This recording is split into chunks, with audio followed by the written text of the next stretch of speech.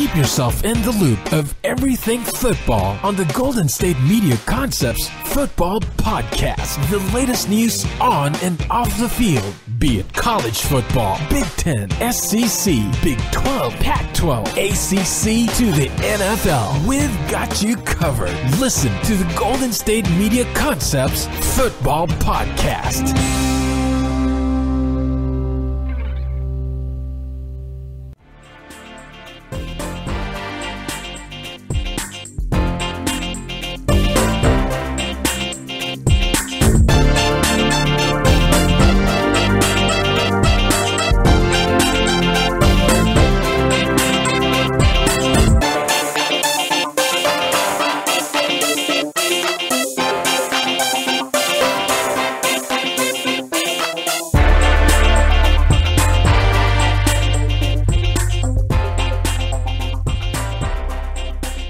Welcome to the GSMC Football Podcast, brought to you by the GSMC Podcast Network. I'm your host, Jeff Malinoff, and with me is my Derek Carr to my Nick Mullens. I have Marc Souza. How you doing, buddy? Which one am I?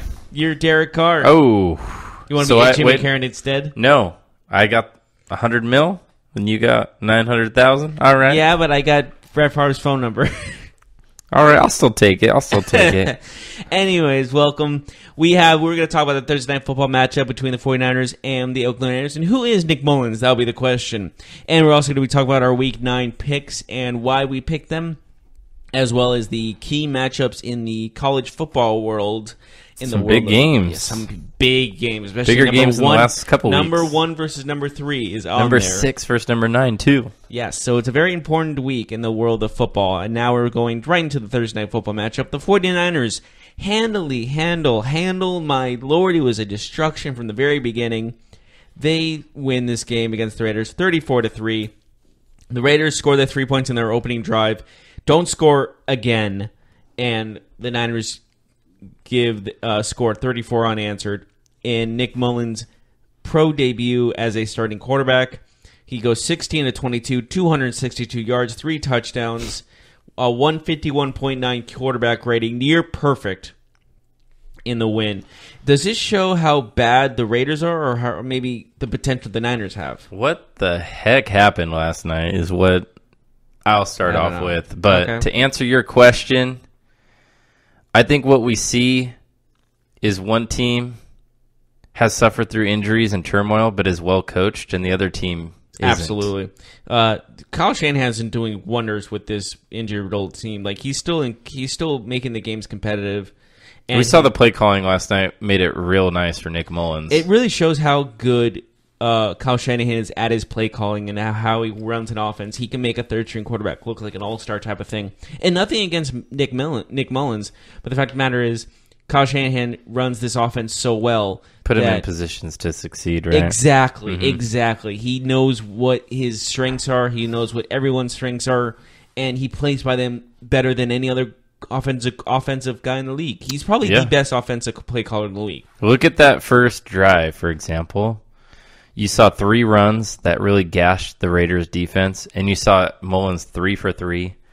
And the touchdown pass he throws to Garcon, blown coverage because they run a play-action fake. Obviously, the Niners saw something. I could have made that play. That was a beautiful play by Garcon, no doubt about it. But that was a huge lack of effort from the Raiders. Well, my point is that you could tell that the Niners saw something on tape, and they came out and they went after. They went with that drag route on that play action a couple times in this game, but definitely on that first touchdown play. How many times did the Raiders get gashed on play action passes last night? George Kittle was wide open a bunch of times on play action. Even plays that Mullens didn't make, where he missed receivers, the Raiders were gashed for play action. So it was a great moment for Nick Mullens, though. One of my favorite things about last night was his family making the trip, seeing his first career NFL start. So, was it against... I think most families would have done that, to be honest, but I totally get the... But it's a short week, you know? Like, they didn't know he was going to play until literally an hour before the game. Like, yeah, it was extremely unexpected. I mean, sure, they probably made the trip like thinking he could possibly play tonight, but like I think he did. told him like I have a good chance of starting. Maybe come down here just in case, type of thing. Yeah, absolutely. Wonderful to see. I saw his family in the stands. You know, they had a sign that said, you know, we wouldn't miss his first game or something like that, something along those lines. That was just really special to see. I love it when family, when the camera pans to the family in the crowd and you see them sitting amongst the regular fans and enjoying themselves, and they're watching their son, they're watching their brother, they're watching their cousin out there fulfilling his dream. I mean, Jeff, you know it's one thing to be on an NFL roster as a backup quarterback, but it's an entirely another thing to actually get your first career start. So absolutely. Yeah, they saw him play preseason, but that's preseason. This is the big boys. Granted, it was the Raiders, but it was still Thursday night football in front of the whole world. We all know that people watch football even if the teams are bad. That was special. That's what I got from last night. Very happy moment for him. I like to see the positive in things, but if you'd like, we could turn our attention. He seems like a very humble guy, too, which is nice. Really does. That interview after the game on the phone with Brett Favre, because they're both from Southern Miss. Again, just another fun thing that happened in that game. But how about we turn to the negative side, Jeff? We look at it from the Raiders' perspective as it looks like we are watching a team quit on their coach. Would you agree with that? Yeah, this was an extreme lack of effort, if you could say that. Like, this is so far lacking of effort that it's lacking effort to lack effort.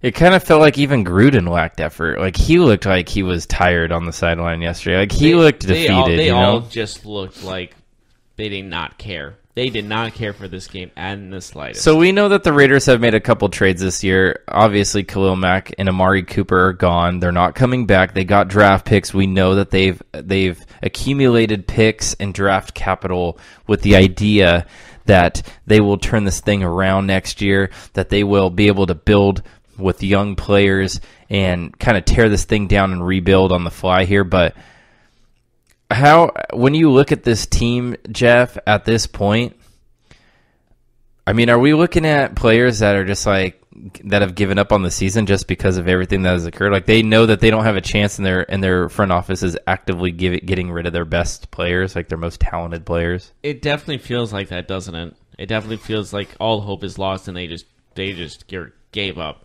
That's basically it's a very what's the word I'm looking for? It's almost like a catch-22, you know?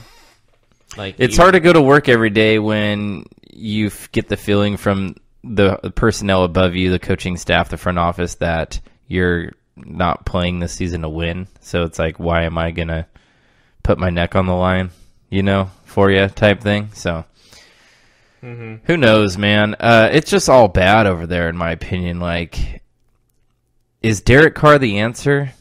We saw him get benched last night in the fourth quarter, albeit it was the end of the game. I understand they don't want him to get hurt.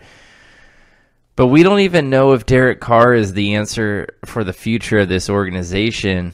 We obviously know it's not Khalil Mack and Amari Cooper, but is it Derek Carr? Maybe it's A.J. McCarron. I can't even say those. They did trade for McCarron, though. Like, so you make that joke, and I get it. It's funny, but like, thank you. John Gruden keeps insinuating with words and in actions that he wants to bring in his own guys. Derek Carr isn't his guy. Like, he didn't bring in Derek Carr, but he brought in A.J. McCarron. Does he want to bring in Brad Johnson? Is that what you're saying? He might. He just might. Maybe Rich Gannon. What's Rich Gannon doing? Pretty sure he's a commentator, and he's like in his 50s, and like his body gave up on him. Hey, Gruden likes older vets, you know, so... So what you're saying is we're about to see like a 50-year-old play quarterback.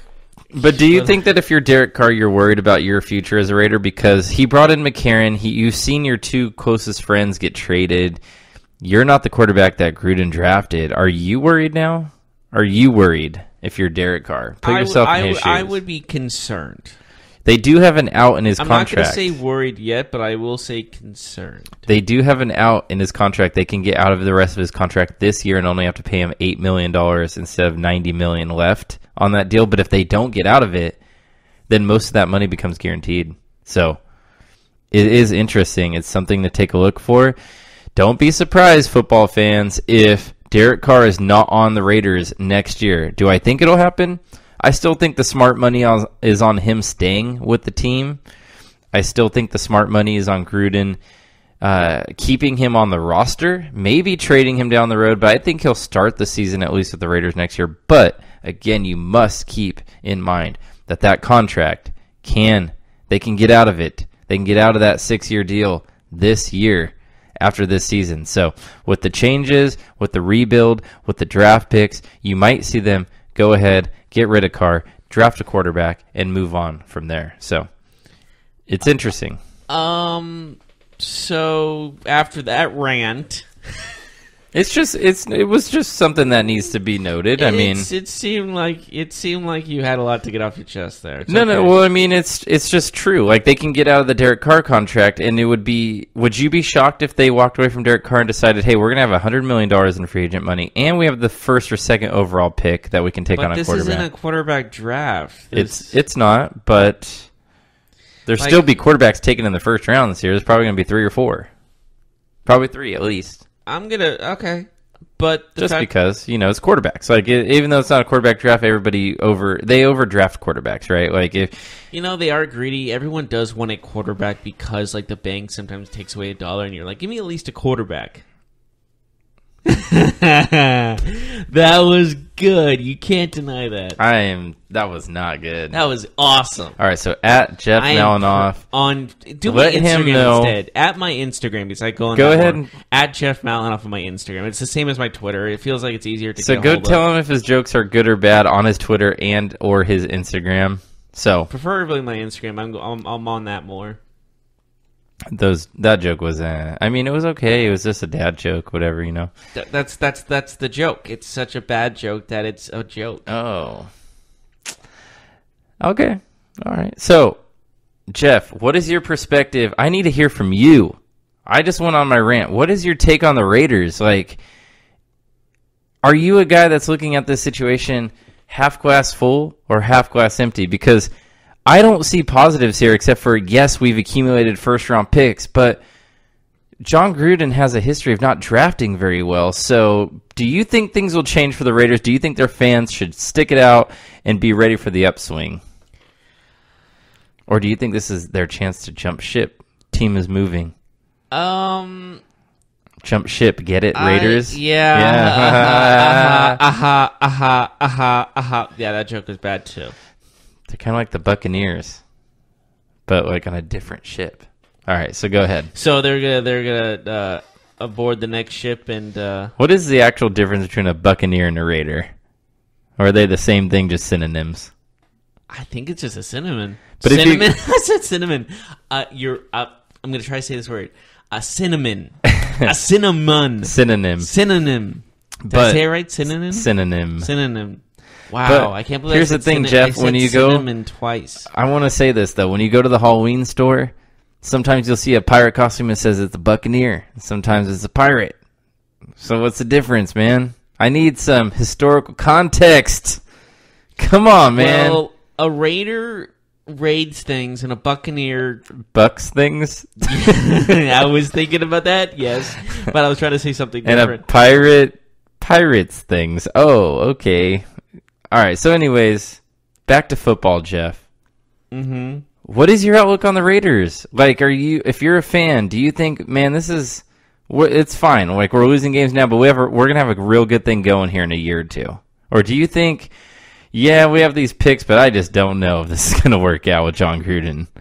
Well, they still have 9 years to go before anything. Oh God, that sounds like they might have gotten themselves into a bad marriage at this point. Yeah. They married at a drunk wedding in Vegas. That's what happened. Speaking of Vegas, they'll be there in about 2 years. Get it? Get it? So what do you think, though? No, what do you think? I need to hear more from you. Do you like the trades that they made? Do you think they're headed in the right direction? Do you think Derek Carr is the quarterback next year? I honestly can't tell you. But you need to tell the people. I can tell you this, that the draft picks this might be like what they've done with the multiple trades they had. It's like almost like Herschel Walker-esque. Maybe. And the fact of the matter is that was looked at very low on the Dallas Cowboys' part when they made that trade for their best player for a bunch of picks and players. And there were draft picks attached to those players, and that will never happen again, granted that type of trade. Compensation. Yeah, that Exactly. was crazy. But the fact of the matter is they still have 5 first-round draft picks in 2 years, and if they nail these picks, this team can be dangerous really fast. I'm going to ask you 2 questions. Sure. Based on John Gruden's draft history, are you confident he is the right person to hit these picks for them, or do you think they need someone else to make these picks? Like who? I don't know. It sounds. I'm assuming their current general manager is going to be out because Gruden's pretty much got rid of every one of his players, or is not playing any one of his players drafted. Gruden's pretty much playing more guys that he brought in free agency this year, and his draft picks. But is John Gruden the right guy to make these picks for the Raiders? Yes or no? He's going to do it. We know that, but is he the right guy? Well, he has been gone in the NFL for a good bit now, and the fact of the matter is, maybe being in the broadcast booth has helped him understand prospects maybe better, and this may be benefactor to him. Mm-hmm. And I don't know. We'll see. Well, but it's sorry to interrupt one more time. No, it's okay. It's so the draft is so a hit or miss, unpredictable thing because you never know. He could come out as the greatest, the greatest college player of all time, and come off into a bust in the NFL. You just can never tell what they draft. So what I wanted to mention was his first pick as a Raiders coach was Colton Miller, and Colton Miller is the worst ranked tackle of any tackle in the NFL up to today. So with that being said, their first-round pick is looking like a very underwhelming prospect. He's going to have 3 first-round picks this year. He's got to hit on at least 2 of them, right? I mean, isn't that kind of the bare minimum? You got to get 2 impact players out of 3 minimum. Sure, yeah, definitely. So let me ask you this question. Would you rather have... Now, I don't know what team you're a fan of in the NFL, but it doesn't really matter based on this question. But think of it in the prism of your team. Would you rather have Khalil Mack or 2 first-round draft picks? And let's say both of those first-round picks are average position of 15. Because we're pretty sure the Bears are not going to finish in the bottom 10. Maybe they will. But in the next 2 years, I think we're looking more like the 10-20 range. Yeah. So let's just assume 15 is the number. Would you rather have Khalil Mack? 15 is the magic number. Would you rather have Khalil Mack or 2 first-round picks at number 15 average? Tell me. Yes. Which one would you rather have? Yes. Come on. I want the earliest pick possible, to be honest. More than Mack. You want 2 picks more than the best, maybe the best defensive player in the NFL? If I get him in the top 15, then yes. So if they're picks 12 and 13. Okay, that's okay. One has to be in the top 5. What if one has to be in the top 5. You think the Bears are going to pick in the top 5 the next 2 years, at least once? Well, the Raiders are. That's what I'm trying to say. Right. But we're talking about the Bears pick. Because the Raiders are going to have a first-round pick whether they had Khalil Mack or not. Okay, I'm going to say they're going to be in the top 10 at least once. So this year could be the top 10. Okay, so let's say number 9 and number 17 are the 2 picks that you get. Number 9 plus your pick. Right, but you're getting your pick regardless, so it's not an extra pick. But I'm just saying you got to put that in perspective too. They have a top 5 pick without question. Then they're going to get a 9 pick and then possibly a 15 pick the following year, though. But they have 3 draft picks this year. Right. I'm just talking about that one player, though. I'm not talking about Amari. Just for Mack? Yeah, I'm just saying. What would you rather have, Amari or Khalil Mack, or 2 first-round picks in the top 15? With Khalil Mack, they didn't really do much. That's what I'm trying to say. But I'm just asking you a question. What would you rather have? I'd rather have the draft picks. No. Defensive player of the year is who I'd rather have. But what about 2 players just as good as Mack? You really think they're going to get 1 player just as good as Mack? Nick Bosa might be that guy. Right, but he wouldn't be the Mac pick. They could have Mac and Bosa. Like you could have Mac and Bosa. But it's based off contracts, man. You can't have that big of a contract and a Derek Carr But we know contract. that the Raiders are about to have $70 million in space. So yes, they could have had two. They would have had $50 million in space. They would have had $50 million in space. But the fact of the matter is, they just honestly, I think they should have traded Carr rather than Mac. Right. But Mac was holding out. And why? Because you want to get paid, yeah. Yeah, and Gruden quoted Gruden saying he did not want to play here. That wasn't true, though. You know that wasn't true. Yeah, it probably wasn't true. But the fact of the matter is, you just want to get paid. Like, he wanted to be there. Gruden needed to make an example. I think that's what one of the main things is. Well, if he wanted to do it, he did it. You're absolutely right. And, again, what did you say? He wants his own guys. Mac was not his own guy. So he's trying to make this team his. I don't think Mac was traded, though, because it wasn't his guy. He was just traded because of the contract, right? I mean... Well, and the fact that, like, he wants to build this team in his own image. I'm going to tell you right now... You know Gruden wants to build this team from the ground up. But I'll tell you right now, Mac is an every coach guy. Every coach wants Khalil Mack. There's not one coach that's like, he's not one of my guys. The Bears probably offered the most to them. It was like the highest bidder type of thing. But the fact of the matter is, Gruden has been known for this kind of thing. He wants his own guys. He builds his own players. Yes. He doesn't take much. And we will see how this works out. We're overdue for a break. When we come back, we're going to talk about the Week 9 matchups this Sunday. We'll cover all the games. We'll give our picks and why we think our picks will go this way. If you're interested in previews for this week's games, please stick around. Also, in the third segment, we will talk college football. We will talk that Alabama-LSU game. We'll give you our picks. I know there's a lot of people out there watching games, betting on games this weekend, so let's talk about them in detail. Let's tell you what to expect. So we'll do that right after this.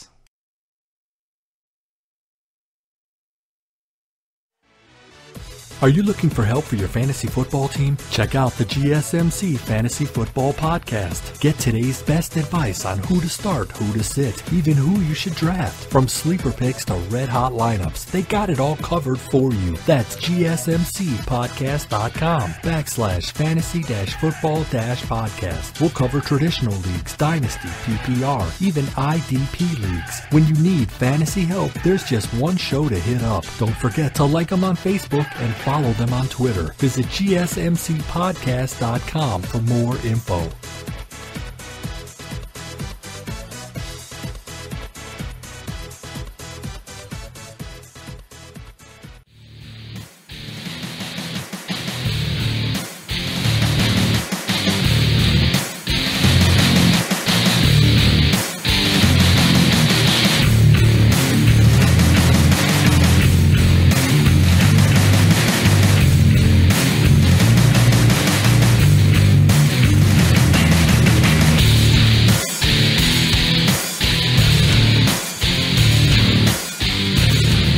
Welcome back to the GSMC Football Podcast. We just finished talking about the Thursday Night Football matchup between the 49ers and the Oakland Raiders, as well as John Gruden's questionable decisions leading up to their one-win season so far. And now we are going into the Week 9 matchups. And we did our scores on the sports podcast, and now you're going to say them right now, aren't you? We're going to say why we picked these certain scores. Yes. So the first game that we will talk about is a game that would be flexed under normal circumstances into the Sunday night game, but it won't be because Tom Brady's playing on Sunday Night Football against Aaron Rodgers. So, with that being said, Jeff, that is a highlight, if anything. We have the Rams and the undefeated circus that they're bringing to town to play against the one-loss Saints team in the Superdome. What figures to be a high-scoring game, lots of offense. I think we can expect that to happen. Lots of points. It is the highest over-under in Vegas this weekend. Jeff, you have the Rams winning this game 28-21. Tell me why. Rams are the best team in football. Mm-hmm. Todd Gurley is a beast, as well as Kamara is a beast. But the fact of the matter is, this is all going to come down to who has the better defense, and that is the almost said St. Louis again, the Los Angeles Rams. Mm-hmm. I thought you were going to say Saints when you said Saints. I almost said St. Louis. Yeah, gotcha. What if they were the St. Louis Saints? Okay, I never thought about that. Anyways, So you like the Rams 28-21. You just think because the Rams defense is a little bit better, they'll be able to hold them off, whereas the Saints defense won't be able to hold off Todd Gurley and the Rams. Is that right? Todd Gurley's just on another level right now. All right. I know Kamara's playing great. No question about it. But Todd Gurley's is a monster among men. Okay. I have the Saints winning this game, but I think it'll be high scoring. I think there'll be a lot of points. 38-35 is my score. Saints win. I think that they had that first game lost. The game one against Ryan Fitzpatrick, the Saints got mauled at home. Since then, they've been pretty much just as good as the Rams. So with that being said, I think both teams come in really confident, really hot. I just like the Saints because they're at home. I don't think they're better than the Rams at this point in the season. Maybe they will be. But the home field, I think, will make a difference. Plus, what I like about the Saints here is that the offense is able to kind of morph into what they need. If they need big plays, they can do it. If they need ball control offense, they can run the ball. They can throw the ball short. I like the Saints 38-35. They get a field goal late with Will Lutz. They win the game. So how about we move on to Sunday Night Football, Jeff? I know you're pretty excited about this game. The New England Patriots are going to host Aaron Rodgers and the Green Bay Packers. It feels like it's a must-win for the Packers. I don't know if you would agree with that. Do you agree with that? You feel like this for is a playoff spot? I would say yes. Yeah, because they'll be under 500 if they lose this game. So it's not mandatory, of course, but I mean, it feels that way, right? Yeah, it does. This is very interesting. Because it's like a statement game, right? Like you win this game and you beat the Patriots. Do you also feel like Aaron Rodgers is regretting that contract extension? No. Not money-wise, but just being on this team. No, he loves the Packers. I mean, he loves the community there. I think he's okay with it. But I think that he probably wishes that he had a little bit more help and probably a different coach, if I'm being honest with you. So, Jeff, you like the Patriots to win this game, and you don't even like it to be close. You like a 31-17 win for Tom Brady and the Patriots. Tell me why you think that it won't be that close of a football game. Because I feel like... Do you ever feel like one team's just superior to the other? I do. This is that moment. It's like Nick Mullens versus Derek Carr, you know? Like one is just superior to the other. So one offensive play calling is superior to the other. But what I was surprised by your score, and you could be totally right. We could come back Monday and you could hit the score perfectly. 17 points for the Packers. So you like the Patriots to really limit Aaron Rodgers in that offense, huh? It's not limiting Aaron Rodgers. It's eliminating everyone around Aaron Rodgers. Mm-hmm. Does that make sense? So, like Devontae Adams, you think will have a tough game? Maybe Jimmy Graham or yeah. Well, Jimmy Graham's been almost non-existent. He's been playing a little bit better lately. Ever since he left those Saints, he just seems like not the same player. Yeah, he was incredible with the Saints. I think what we're seeing is what maybe a little bit. And of course, Drew Brees was the quarterback for them. Maybe we're seeing it with a little bit like Gronk, how Gronk is, maybe Gronk is past his prime. We don't know that for sure, but like Jimmy Graham, maybe Jimmy Graham was past his prime the last couple of years. But so you like 31-17 Pats. I like the Patriots as well because they're at home. But I think I give the Packers a little bit more credit than you are giving them because I have a 31-28 score. Patriots win. I don't think it'll be a last-second type win, though. I do think it'll be something where the Packers probably score a touchdown late to cut it to 3. They try an onside kick. They don't get it. Something like that. But I think the Patriots will win this game. I think it'll be a little bit comfortable. So you're saying Patriots are good at Patriots? Yeah, they'll figure it out. They'll find a way to win. So that's how it always works. How about we move on to another interesting game? This is the first game the Cleveland Browns will be playing without Hugh Jackson. Chiefs come into town. A new era for the Browns again. The Kansas City Chiefs and their high-powered offense comes into Cleveland. Cleveland will host Greg Williams' first game in charge for the Browns. You like the Chiefs 21-10. Tell me why. Because I like those two numbers. What about it? That's a low-scoring football game. But the fact of the matter is, I do think that just these teams... Like the Browns' defense is really good. This is going to be a great offense and a great defense. The other side of the ball, the offensive side for the Browns and the defensive side for the Chiefs are a lot to be desired. But the fact of the matter is, this game is going to be won on the trenches when it comes to the Browns defense and it comes to the Chiefs offense. And that's where the matchup is going to be. And that's where I think it's going to be close. Okay. Or low scoring, I guess. So 21-10 Chiefs. I like the Chiefs, but I am wary about them being favored by 8 points. It feels a little bit like a trap game just because we know that when teams fire coaches, they usually come out really strong the following game. I expect that with the Browns. I think some Browns players are looking to make a name for themselves with a different coaching staff, different people leading the team right now. So I think guys like Duke Johnson, for example, have been kind of put on the shelf. I think if he gets a chance to play, I think he'll make some plays. He's been wanting to play, so now he gets his real opportunity right here, right now. Yeah, I don't think it'll be the prettiest game by the Browns, but I think that they'll be up for it. I think they'll be happy that Hugh is gone. And sometimes a culture change is all you need to really bring out the best in your players. And I do like the Chiefs to win 30-27, but I don't like them to cover that 8 points. So why don't we move on to a game that we both have differing views on? This could possibly be the game of the week. On most normal weeks, this would be the game of the week, but there are some really intriguing matchups this week, so it's not. The Ravens host the Pittsburgh Steelers. Jeff, you like the Ravens 24-17. Tell me why. Defense, and the Steelers are just they're known for kind of playing to their teams, to the other opponent's strengths. They're not known for really what's the word I'm looking for? They're not really known for playing to their level. They're playing to the team they're playing this level.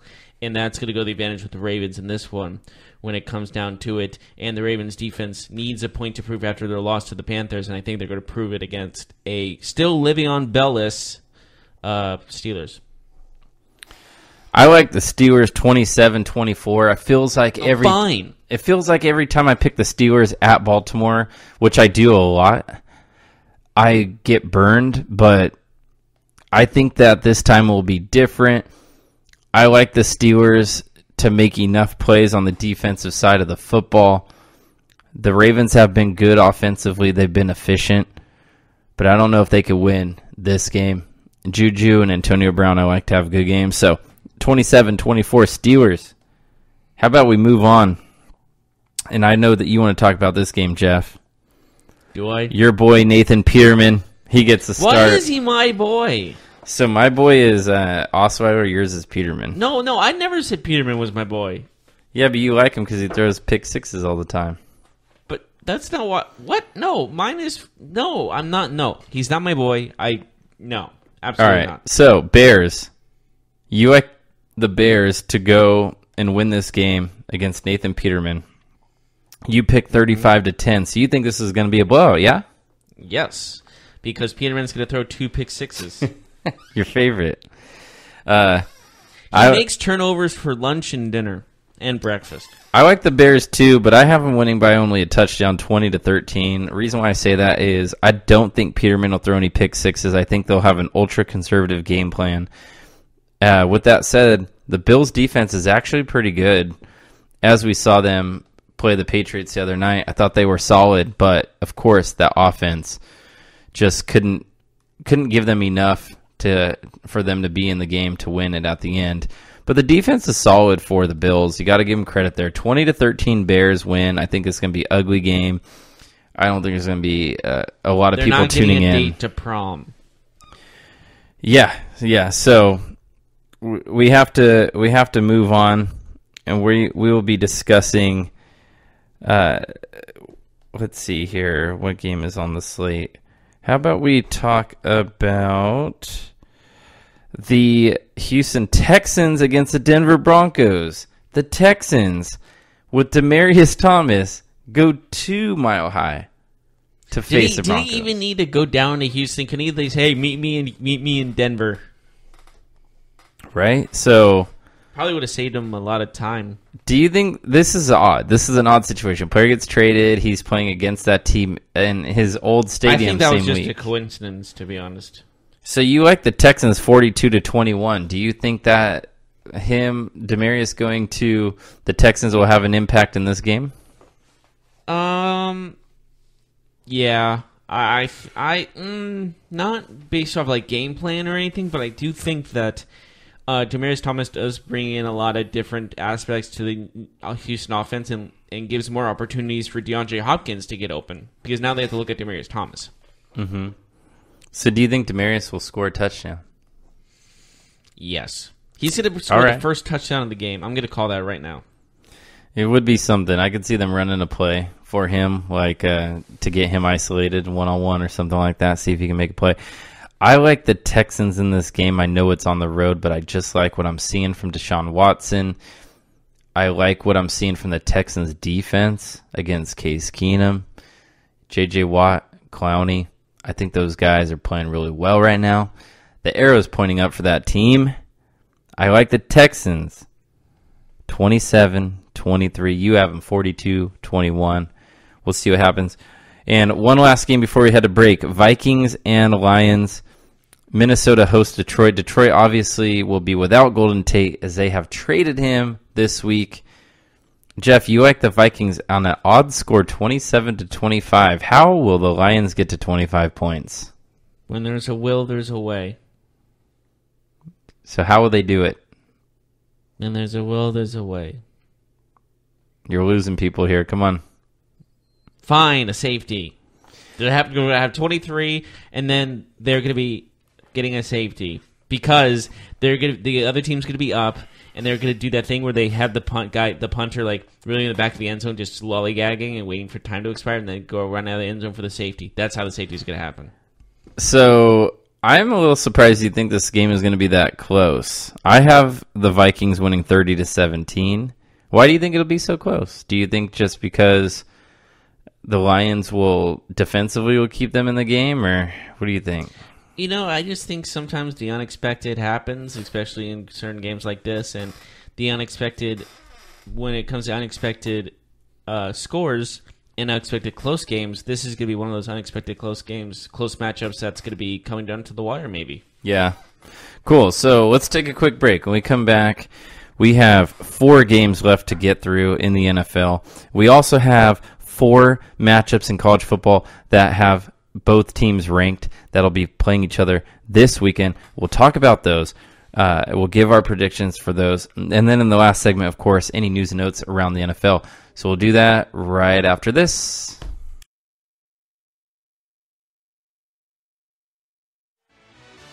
Check out the show that's built on the MMA. From the UFC to extreme cage fighting, they got the fights covered. Check out the GSMC MMA podcast. Get the latest news on past or upcoming fights. Join us as we talk to and about some of the biggest names in the MMA, past, present, and future. When it's the fight game, there's just one show to check out. GSMCpodcast.com/MMA-podcast. Don't forget to like them on Facebook and follow them on Twitter. Visit GSMCpodcast.com for more info.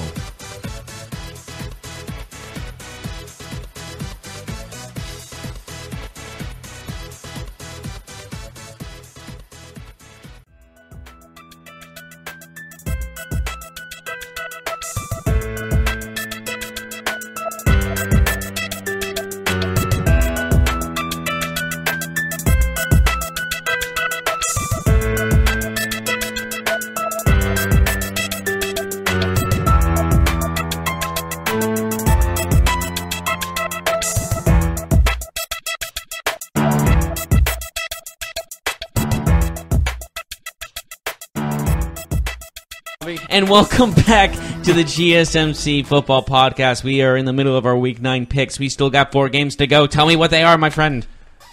The next game on the slate, you picked the Miami Dolphins to beat the New York Jets in Miami. You have a score of 27-20. Tell me what you see.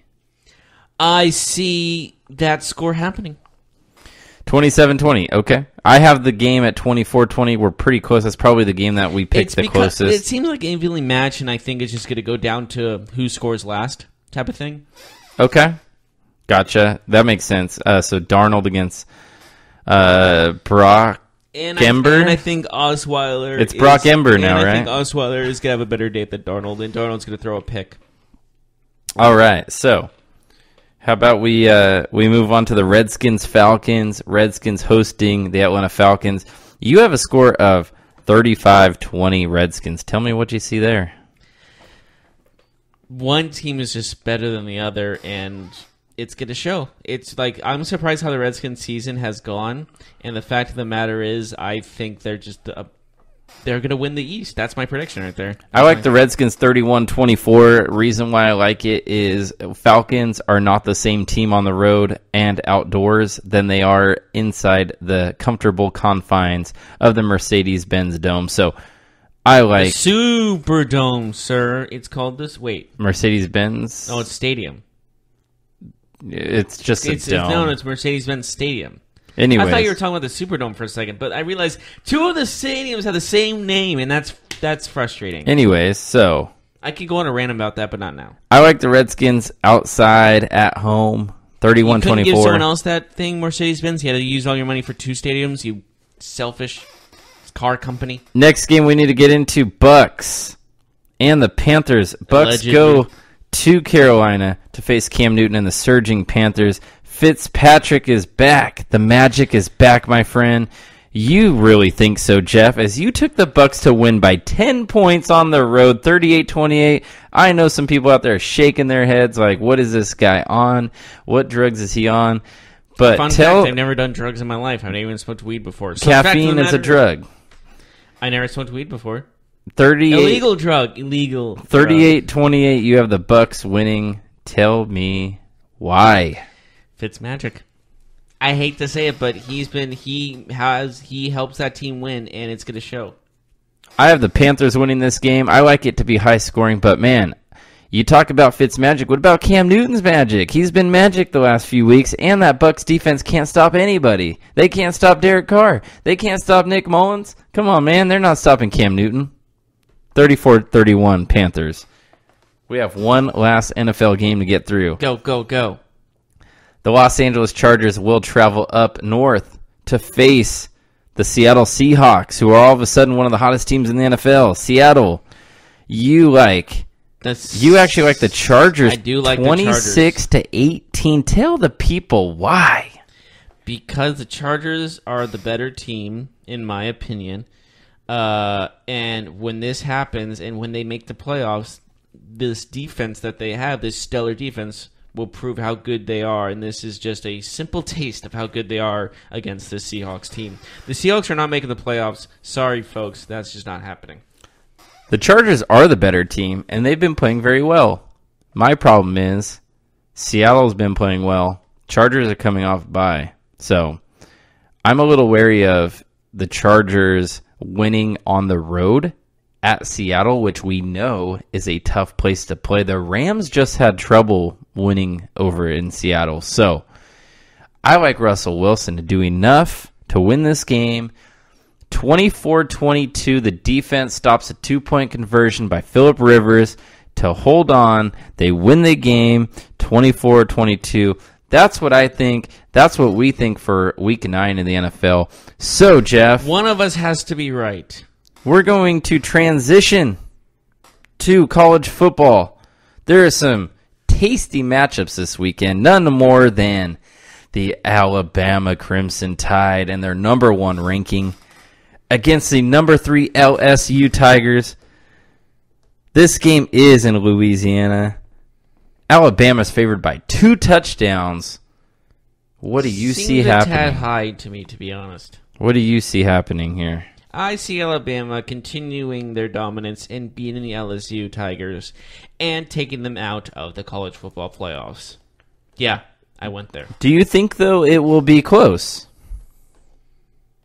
Possibly, but I can also see this getting out of hand. It all depends on how the first quarter goes. Give me a score prediction, my friend. All right. You want one?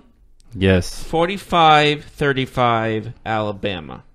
So you do like the Tigers to cover, at least, but you do think it'll be a comfortable win? That's kind of what I'm sensing from that number? Yes. I like Alabama to win. I don't know if it's going to be particularly close. I think we're going to be looking at something like a 37-17 type win for Alabama. That's what I'm going with. That's what I'm sticking with. I hope it's a good game, but I'm just not confident that LSU will be able to keep up with Alabama.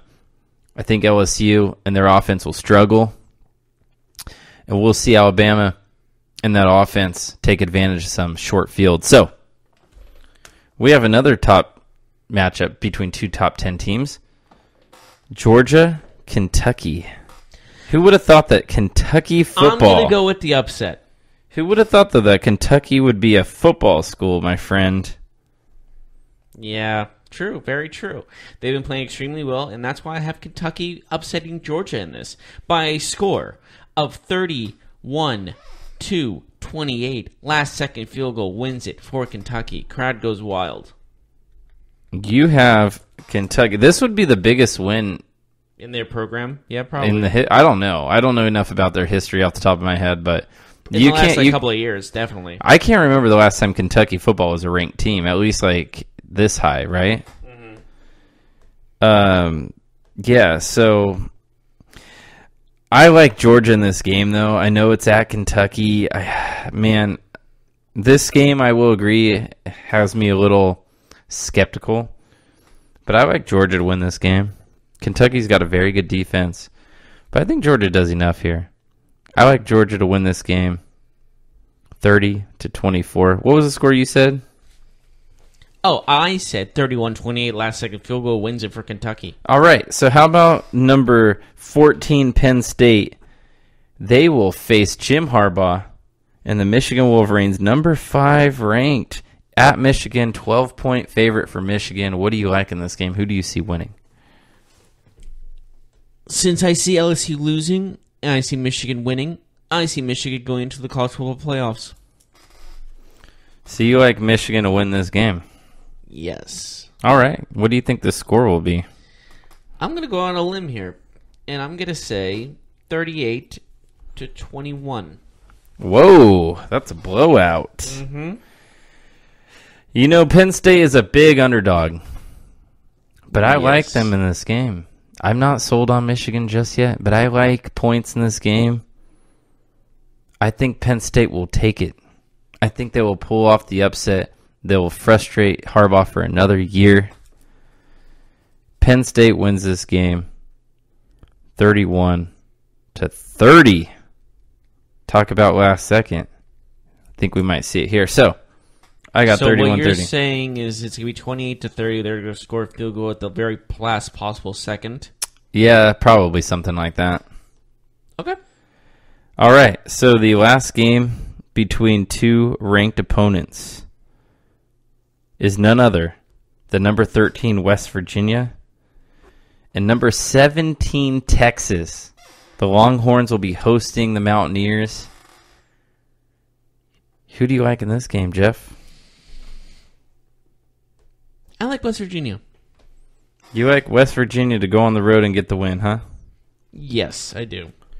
All right. What do you think the score will be? Do they all have to be high scoring, you think? Or they all are going to be high They scoring? don't all have to be. All right, I'm going to say 19-17. 19-17? Yes. I also like West Virginia, but I think it'll be a much higher scoring game. I think we'll see West Virginia win this game 41-31. So, we both like 41-31. Yeah, we both like West Virginia, but different types of games. So, which game do you think will be the most entertaining of these four? Alabama and LSU. Yeah. Has to be. Well, you have it 45-35, so there'll be a lot of points. That's your highest point total of these four games, in your opinion, so I understand where you're coming from there. It should be a really, really good game that will shape the way that college football looks for the rest of this season. So, what do you say we take a quick break? We come back, we'll wrap up football for this week. Week 9 in the NFL, of course, college football. Big week in college football, so we'll do that. We'll wrap this thing up right after we handle some things right after this.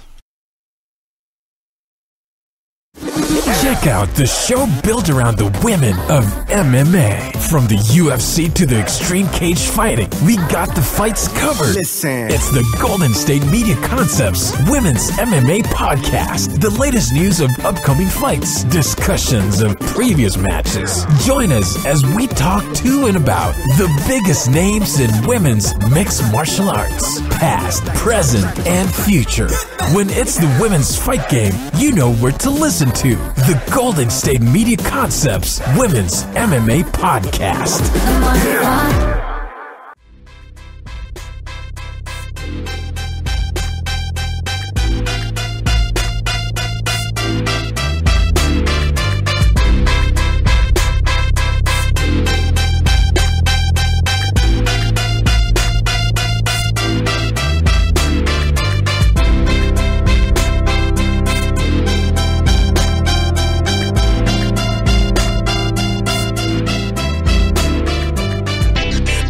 And welcome back to the GSMC Football Podcast. We just finished our picks for Week 9 of the NFL season, as well as the top games looking into college football. And there are some other things that have happened in the world of sports, especially in the NFL in this last couple of days. Don't you think so? Yeah. Did you happen to catch that really disgusting injury that happened last night with Raheem Mostert's arm? Unfortunately, I did. It was pretty hard to watch. That was brutal. Anytime you see players on the field waving like ferociously, like in a very like get the F on the field right now type wave, you know that something went terribly wrong. Because this is football. Players get hurt all the time.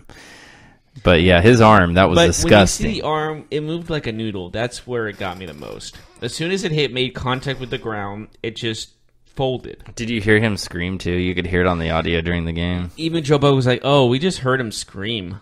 We're gonna be right back. We should check on him though." Yeah, that was absolutely brutal. It was a big type sound. It was just like that thing where you just like you stub. It was almost like you stub your toe. You make that noise, but it was like way worse, obviously. Mm-hmm. So, Bills general manager says LaShawn McCoy is most definitely in the team's plans for 2019. Do you think he's full of crap, or do you believe him? He says LaShawn McCoy is absolutely in our plans moving forward. Probably to trade. Oh, Fitzmagic. But no, I can see this going either way. I could see them trading him for good draft picks or some sort of player they want, or he could stay on the team and contribute the best they can. But either way, he's going to be in their futures one way or another. It's either going to be by trade or by they're going to keep him on and kind of see where he goes. NFL writer, very well respected, Paul Dr. Z Zimmerman has died at 86 years old. He's best known for being a longtime Sports Illustrated NFL writer. He was known for his analytical approach to the game. He was kind of revolutionary in that regard. One of the first writers, sports writers, NFL writers to really look at a game through an analytical approach. He has passed away, sadly, so our thoughts go out to him and his family. Peter King reported that he had passed, so some sad news there as we remember somebody who was a big person in sports media, in sports journalism. So definitely contributed a lot to this game, to this community. So Adam Gase, he has vehemently defended Ryan Tannehill. A reporter asked and said that that Ryan Tannehill hasn't been better this year than in previous seasons, and Adam Gase was not having anything of it, Jeff. So what do you take of Adam Gase defending Ryan Tannehill? Do you think it's warranted? I don't know. Ryan Tannehill has been how around the league for how long now? Like 7 years, 8 years. It's been a while. And he's not had a breakout season, and I think it's time. Maybe it is time to pull the plug. You know, he is 3-2 this season. He's just been hurt. So, but the fact of the matter is, you can look at every single season. Not one of them is like this guy can be a top player type feel. You know what I mean? It's just like it feels like this guy is just one of the more average quarterback. And you obviously need something more than that to be a contender in the NFL. And it might be time for Ryan Tannehill and the Dolphins to break up. Possibly. They need to see other people. So the last bit of news, I'm going to go back to college football. And we know that the Maryland football program has been in the news lately. The terrible death of Jordan McNair and the following investigation. We saw DJ Durkin be reinstated as head coach of the football team just to get fired 24 hours later. And we now understand that the chair of the Maryland Board of Regents, who, in their opinion, stated that DJ Durkin should stay on board as the head coach of the football program, this individual has resigned. Did you see this coming? The chair of Maryland Board of Regents resigns after all this PR nonsense disaster that they've been going through. It's probably for the best. Definitely probably for the best. Yeah, the whole way they handled that thing was just completely botched, in my opinion. I know we talked about this yesterday already, but it's just brutal. I don't know why they thought that keeping him on board was the best idea for the college, for the community, but they did. They regret it. They have changed their outlook. So, Jeff, I think we're done here today. I think we're absolutely done. I think we'll come back Monday. I know we'll come back Monday. Out. We're going to come back Monday. I need a weekend. We're going to come back Monday. On Monday, we are going to talk about these games. We have some big matchups. We'll see what the Super Bowl outlook looks like after this week, see if we have a clear understanding of teams moving forward. Anything else you want to add? That should do it. Thank you so much for joining us, and tune in on Monday, and we'll have the outcome of all these games. We will see you on Monday. You've been listening to the Golden State Media Concepts Football Podcast, part of the Golden State Media Concepts Podcast Network.